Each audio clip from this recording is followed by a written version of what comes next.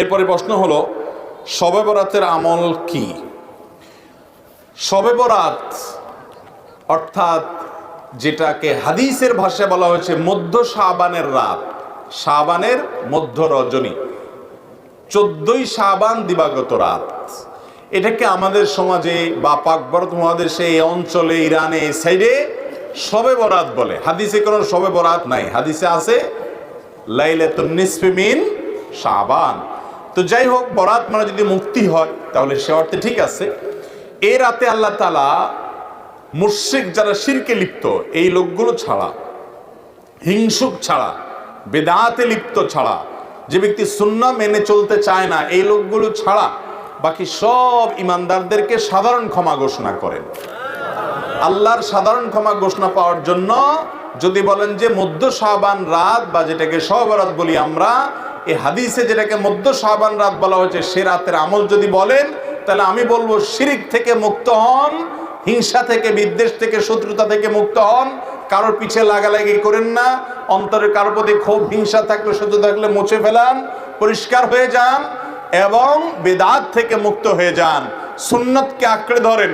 ইনশাআল্লাহ আপনি সাধারণ ক্ষমা আল্লাহর পক্ষ থেকে পাবেন। কথা কি বুঝাতে পারছি?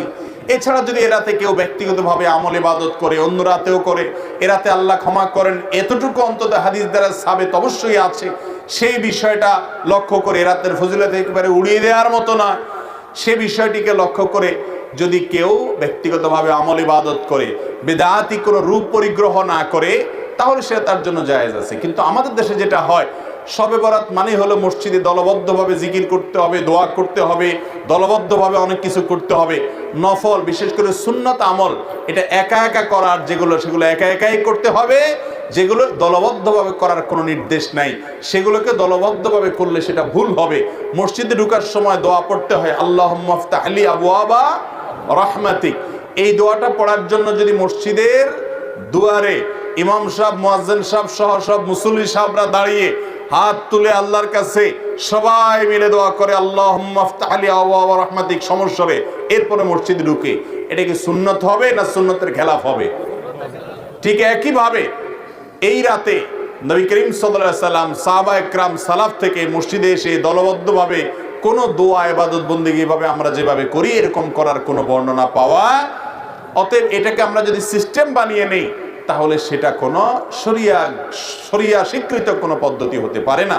বিধায় এই রাতকে কেন্দ্র করে অনেক কাজ, বেশিরভাগ কাজগুলো আমাদের সমাজ যত কাজ প্রচলিত আছে সব রাতকে কেন্দ্র করে বেশিরভাগই কোনো এগুলার কোনো অস্তিত্ব হাদিসে খুঁজে পাওয়া যায় না। যেমন হালুয়া খান, শবে বরাত মানে হালুয়া, এটা তো একটা কমন আইটেম। ভাই হালুয়া কারোর খাইতে চাইলে খান, ভিন্ন কথা, কিন্তু এই রাতে খাইতে হবে, এই হাদিস বানায়া, জাল হাদিস বানায়া খাওয়া জায়েজ নাই। আপনি এমনি অন্য সময় খান, এ রাত্রেও খান, কিন্তু আপনি অন্য কোনো সময় খান না। এটা মেয়েটার খাওয়ার ফজিলত বানাইছেন কি, যে নবীজির দাঁত ভাঙছে সেজন্য হালুয়া খাইছে, তাই আমরা ভালো দাঁত